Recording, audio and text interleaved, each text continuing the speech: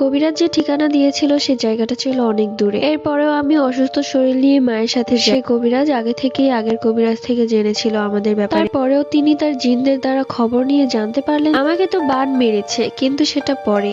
এর আগে থেকেই আমার উপর কালো জাদু করা হয়েছিল। আমি বুঝতে পারছিলাম না আমি তাদের কি ক্ষতি করেছি। তারা যেভাবে চেয়েছিল আমি সেভাবেই তো কাজকর্ম করেছিলাম। কবিরাজ আমাকে বলল, এর পেছনে শুধু তোমার শ্বশুর বাড়ির মানুষজন না, আরো একজন আছে। আমি অবাক হয়ে বললাম, আর কে? তিনি বললেন, তোমার স্বামী। আমি অবাক হয়ে গেলাম, আমার স্বামী আমার উপর কালো জাদু করেছে? সে বলল, তোমার স্বামী কালো জাদু করায়নি, কিন্তু তোমার স্বামী কালো জাদু করে তোমাকে বাড়ি থেকে তাড়াতে বলেছে। মনে মনে ভাবতে লাগলাম, কি বলছে এসব? আমার স্বামী আমার উপর কেন কালো জাদু করাতে যাবে? তখন সেই কবিরাজ বলল, তিনি বিদেশে চলে গিয়ে অন্য একটি মেয়ের সাথে সম্পর্কে জড়িয়ে পড়ে এবং সেই মেয়ে প্রতিনিয়ত তোমার স্বামীকে চাপ দিচ্ছিল বিয়ে করার জন্য। তোমার স্বামী যে বিবাহিত সেটা সেই মেয়েকে বলেনি, তাই তোমার স্বামী প্রতিনিয়ত টাকা পাঠাতো তোমার উপর কালো জাদু করার জন্য, যাতে করে তুমি আপনা আপনি বাড়ি থেকে চলে যাও। তাহলে সে ওই মেয়েটাকে বিয়ে করতে পারবে। চিন্তা করো না মা, আমি আমার জিনের দ্বারা কালো জাদু কাটিয়ে দিচ্ছি। কিন্তু তোমাকেও বলবো, এরকম স্বামীর ভাত খেও না। আমি এসব কিছু শুনে কান্নায় ভেঙে পড়লাম। বাড়িতে এসে রাত 10টার দিকে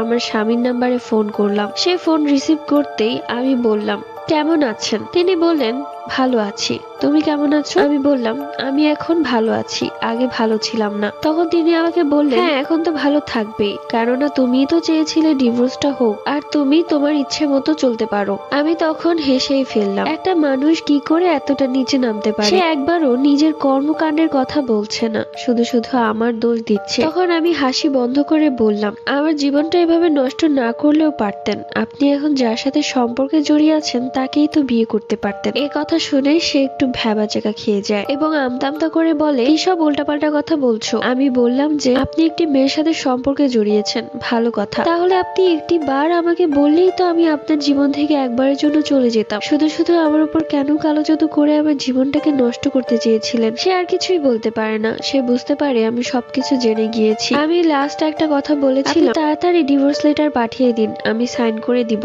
আর চিন্তা করবেন না, দেনমোহরের 1 টাকাও লাগবে না আমার। আপনি সেই মেয়েটাকে নিয়ে সুখে থাকুন, দোয়া করি। শুধু শুধু আমার জীবনে এই ডিভোর্সের দাগটা না লাগালেও পারতেন। এরপর আমি ফোন কেটে দিই, আর কখনো তার সাথে কথা বলিনি। এর কয়েকদিন পর সে আমাকে অনেকবার ফোন করেছিল, কিন্তু আমি কল রিসিভ করিনি। আমি আমার সিমটাই ভেঙে ফেলেছিলাম। পরে জানতে পারি আমার স্বামী যার জন্য এত কিছু করলো, সেই মেয়েটা নাকি আমার স্বামী থেকে অনেক টাকা পয়সা নিয়ে আমার স্বামীকে ব্লক করে দিয়েছে, আর কোনো যোগাযোগ করেনি। আমার স্বামী দেশে এসে সেই মেয়েটির বাড়িতে গিয়েছিল, কিন্তু গিয়ে দেখলো ওই মেয়ের নামে নাকি সেখানে কেউ থাকেই না। সবাই আমার জন্য দোয়া করো। আমি একটা হসপিটালে ছোট মোটো জব করছি, টাইম পাস বলতে পারো, বিয়ে করব।